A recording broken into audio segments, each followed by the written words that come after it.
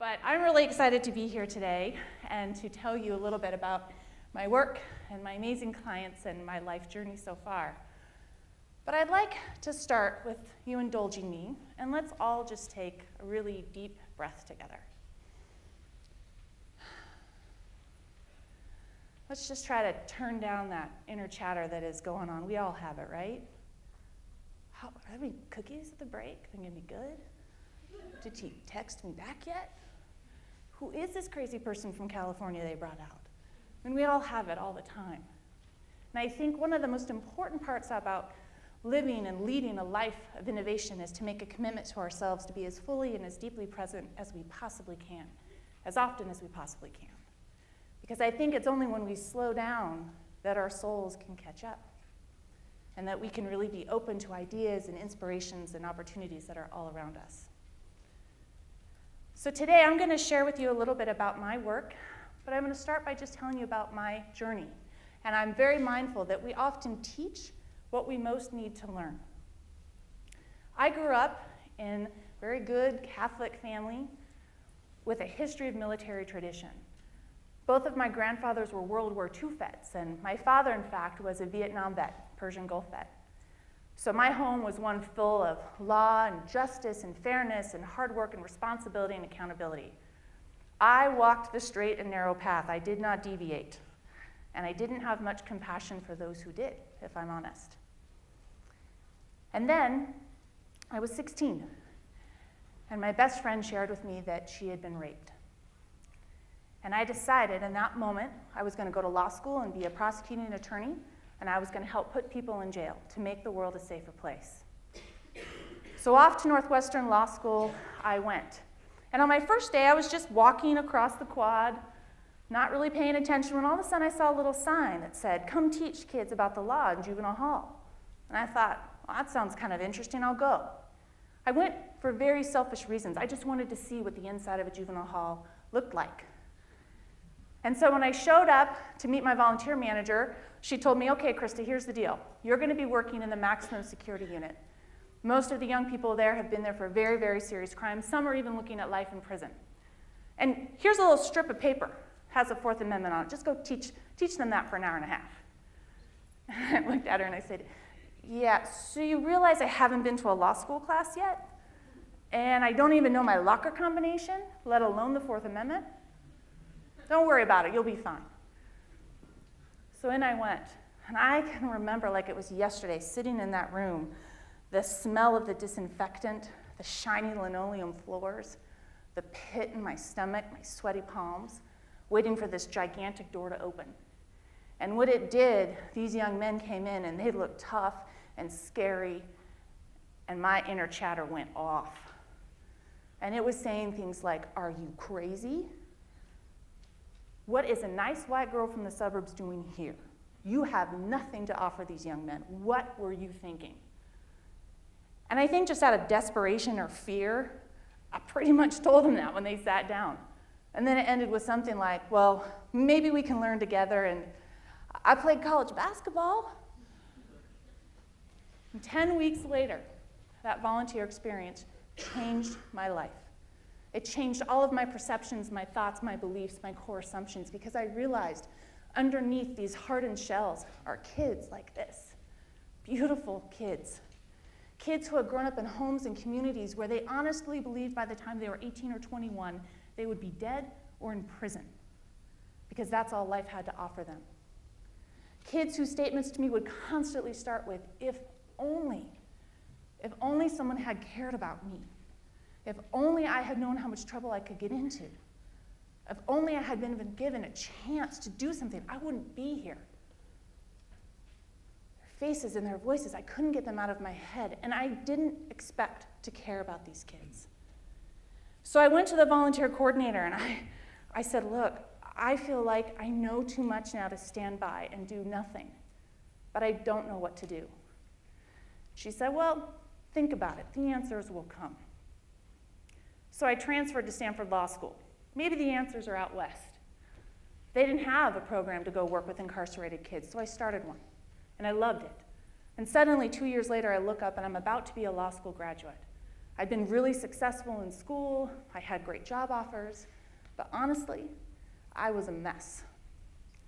I had worked at different law firms and it just didn't feel right for me. I had worked at the public defender's office and found I didn't have as much compassion for adult criminals. And I had worked at the district attorney's office and just didn't want to put kids in jail as part of my job. I didn't know where I belonged. Nobody told me that coming out of college or graduate school that it could be this hard. So out of desperation or just trying to find answers anywhere, I went to a women's law conference. My poor soon-to-be husband, I dragged him along with me for moral support. And as I sat there listening to speaker after speaker talk about what they were doing, I became more and more stressed out. I mean, they had it all figured out. As a little aside, none of us ever have it all figured out. And then this civil rights attorney got up and she said, look, here's the deal. Each of you need to do something that brings justice to this world.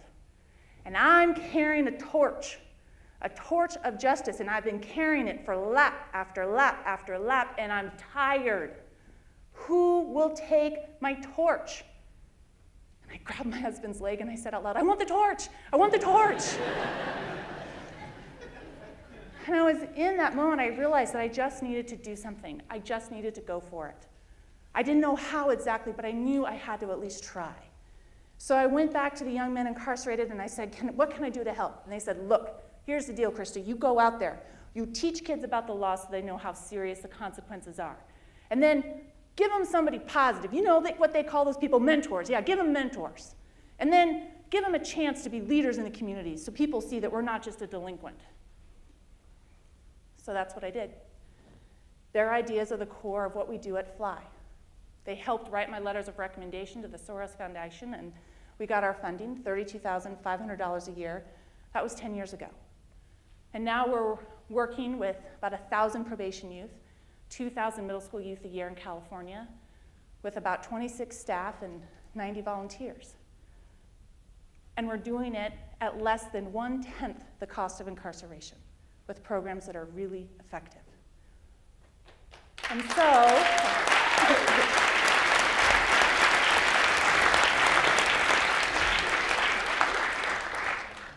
and we never forget, though, behind the award and the acknowledgement, and thank you, I really appreciate that deeply, that these are stories of kids transforming their lives.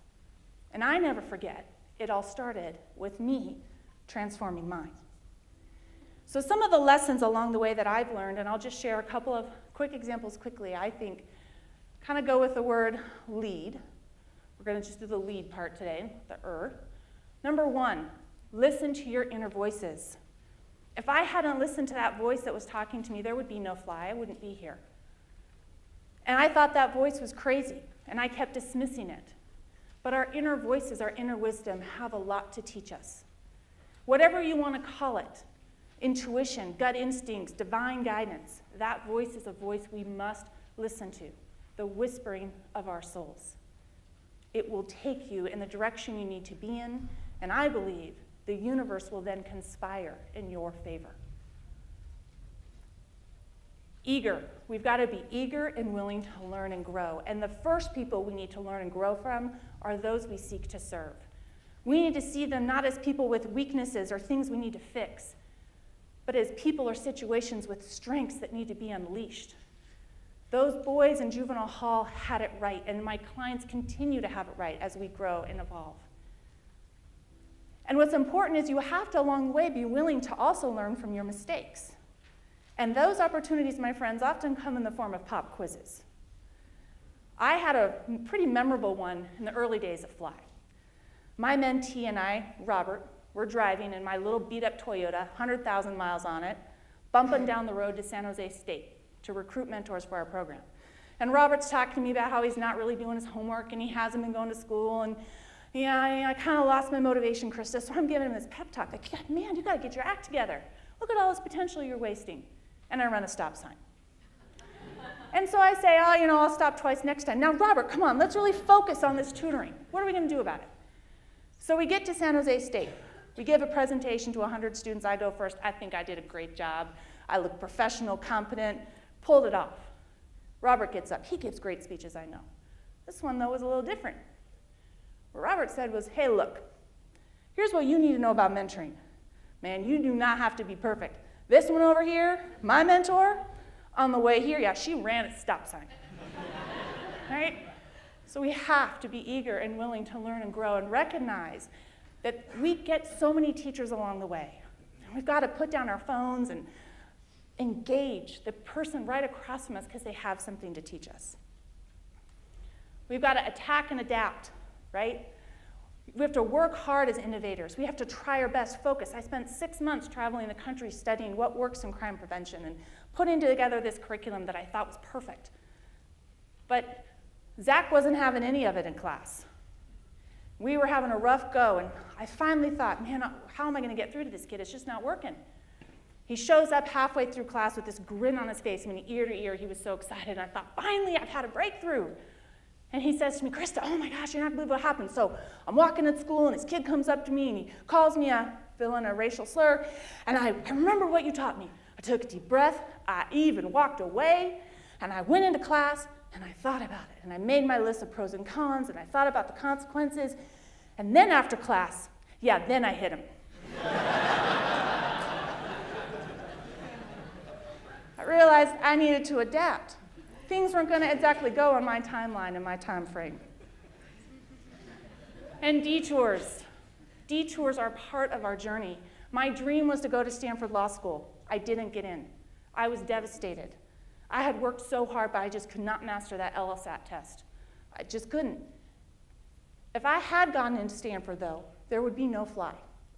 Because Stanford didn't have any program to expose me to kids in the juvenile justice system, and Northwestern did. So at the time, some of our biggest losses and our greatest devastations can be some of the most important detours of our journey. So, 2 other things I want to keep in mind, because I think when we're working to lead innovative lives, there's a couple of pitfalls. Number 1, we forget to stop and cherish our accomplishments along the way. We're so focused, we're so goal-oriented, we see so many problems that we're hiking mountain after mountain after mountain, and we forget to stop and turn around and take a look at the view. We forget to acknowledge the amazing staff, volunteers, family members, clients, who have been just as an important part of this journey as we are. Take a moment to celebrate those accomplishments. They propel you to the next level.